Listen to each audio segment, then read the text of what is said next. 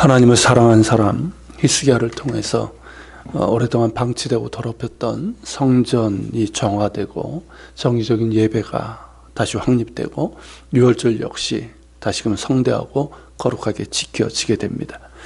유월절을 한 주 더 연장하면서 기쁨과 즐거움으로 지킨 백성들은 유다의 여러 성읍에 남아있는 우상들을 제거하고 또 유월절에 참여했던 북쪽 지파들 사람들 역시 돌아가면서 그들의 땅에 있는 산당들과 우상들의 제단들을 제거하여 없애버렸습니다.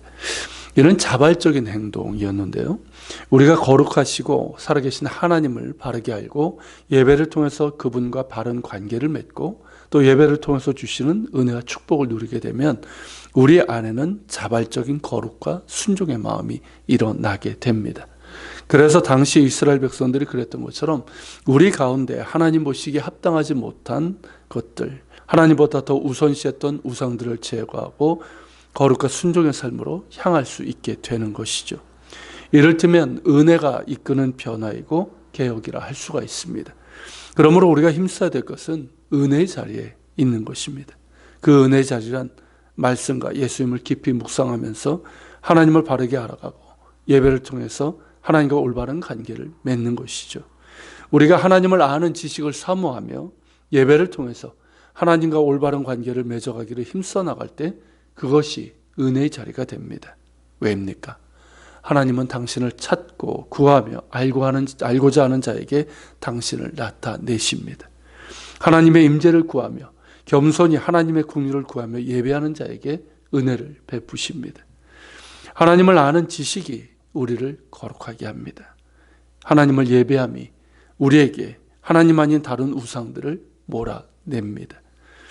하나님의 말씀을 가까이 하며 따르고자 함이 우리를 순종의 사람으로 만듭니다. 하나님과 동행함이 우리를 하나님의 사람으로 만듭니다. 은혜의 자리를 사모하며 언제나 은혜의 자리에 있기를 구하십시오. 그 은혜가 우리를 고치며 새롭게 하며 하나님이 원하시는 참된 변화와 개혁으로 나가게 할 것입니다. 2절부터는 히스기야 개혁에 대한 내용인데 그 내용을 보면 우선 제사장들과 레위 사람들의 반열을 정비를 했습니다. 그래서 그들이 그 반열에 따라 성전을 섬기며 성전 제사를 주관하도록 했습니다. 이는 약간의 변화는 있지만 다윗 때 세운 제사장과 레위인들의 반열 조직을 회복한 것이라고 할 수가 있습니다. 그렇게 함으로써 모든 제사장들과 레위인들이 빠짐없이 그들에게 주어진 사명을 감당할 수 있도록 했고 성전 예배가 중단 없이 이루어질 수 있도록 한 것입니다.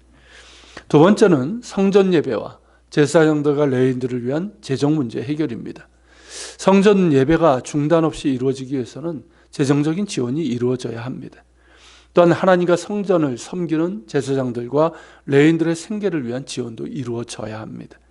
그래야 그들이 온전히 하나님과 성전을 섬기는 일에 전념할 수 있기 때문입니다.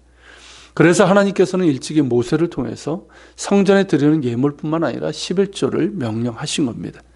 하나님께 드려지는 것이지만 그것을 통해서 제사장들과 특히 레위인들이 생계를 유지하여 하나님과 성전을 섬기는 일에 전념할 수 있도록 한 것입니다.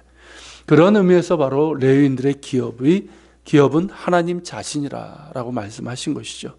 하나님께 드려진 것으로 그들의 기업이 되게 하시겠다는 것입니다. 하지만 이스라엘의 역사를 보면 그렇지 못한 때가 많았습니다. 제대로 성전을 위한 예물을 드려지지 않았고 또 11조 역시 그러했습니다. 하지만 그 결과 성전 예배가 어려움을 겪기도 했고 무엇보다 레위인들의 삶이 매우 곤고했습니다. 그래서 레위인들이 성전을 섬기는 일을 하지 못했고 생계를 위한 일을 해야만 했습니다. 그리고 그러한 때는 이스라엘이 영적으로 범죄하고 타락한 때였고 예배가 무너진 때였습니다. 영적 상태와 깊은 관련이 있다는 것이죠. 그런 면에서 히스기야의 개혁은 어찌 보면 가장 중요하고 기본적인 문제를 해결한 것입니다.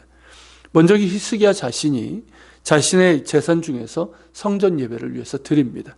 그래서 하나님의 율법에 기록된 대로 모든 제사가 드려질 수 있도록 한 것이죠. 이처럼 왕이 먼저 모범을 보이자 비록 왕의 명령이 있었지만 백성들 역시 자원하는 마음으로 성전을 위한 예물과 11조를 드립니다. 그래서 날마다 매주 매달 성전 예물과 11조가 드려졌고 그 양이 매우 많아서 히스기야가 놀랄 정도였습니다. 이에 대해서 제사장 아사랴는 이것이 하나님께서 그의 백성에게 주신 축복이라고 말합니다.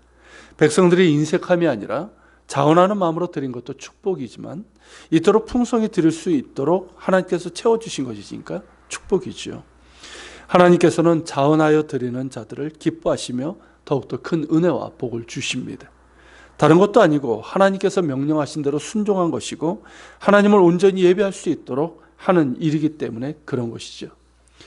이 역시 예수님께서 말씀하신 것처럼 먼저 하나님의 나라와 의를 구하는 일이기 때문입니다. 백성들이 이처럼 자원하여 풍성히 성전 예물과 11조를 바쳤는데 이를 잘 관리하고 운영하는 것이 또한 중요합니다.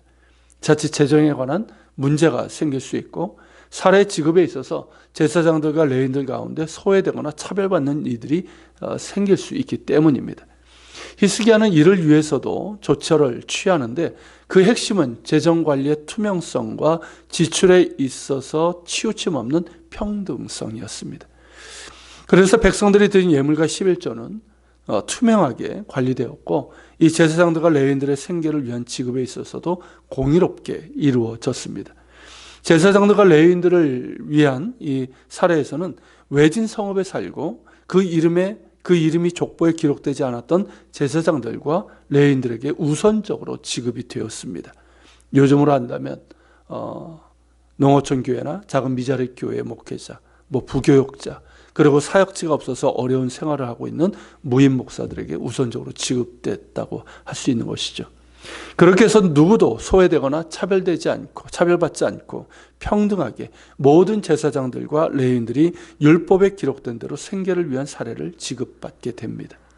이를 통해서 이스라엘은 참으로 오래간만에 모든 제사장들과 레위인들이 생계에 어려움 없이 하나님과 성전을 섬기는 일에 전념할 수 있게 된 것입니다. 이런 히스기야의 행함에 대해서 20절부터 21절에서는 이렇게 기록하고 있습니다. 히스기야가 온 유다에 이같이 행하되 그의 하나님 여호와 보시기에 선과 정의와 진실함으로 행하였으니 그가 행하는 모든 일 곧 하나님의 전에 수종도는 일에나 율법에나 계명에나 그의 하나님을 찾고 한 마음으로 행하여 형통하였더라. 당연한 평가죠. 하나님 보시기에 선과 정의와 진실함으로 행했습니다. 그러므로 하나님께서 그에게 복을 주시며 형통하게 한 것이죠. 그뿐만 아니라 그의 백성들에게도 은혜와 복을 주셨습니다. 이런 히스기야의 개혁을 보면서 참 많은 것을 생각하게 됩니다. 헌금과 11조의 의미에 대해서도 그러하고 지금 한국교회에 문제가 되고 있는 목회자 사례비의 불균형, 이 문제에 대해서도 생각하게 됩니다.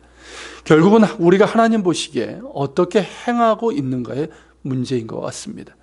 히스기야가 하나님 보시기에 선과 정의와 진실함으로 행했던 것처럼 우리 역시 무엇이 하나님 보시기에 선과 정의와 진실함으로 행하는 것인가를 헤아리고 그대로 행한다면 무언가 해결책이 보일 것이고 그로 인해서 하나님께서 주시는 큰 은혜와 복도 있을 것이라 믿습니다. 같이 기도합시다. 하나님, 오늘은 히스기야의 개혁, 하나님 보시기에 선과 정의와 진실함으로 행한 그것들, 그래서 하나님께서 형통하게 하신 그것을 보았습니다.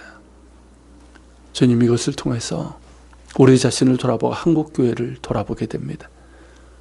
과연 무엇이 하나님 보시기에 선과 정의와 진실함으로 행하는 것인지를 우리가 알게 하여 주시고, 그래서 정말 우리 가운데 무너진 것들, 우리 가운데 하나님 보시기에 합당하지 못한 모습들을 돌이키게 하시고 순종의 길로 또한 서로를 돌아보며 나아갈 수 있는 그런 한국교회 모습으로 서갈 수 있도록 주님 도와주시옵소서.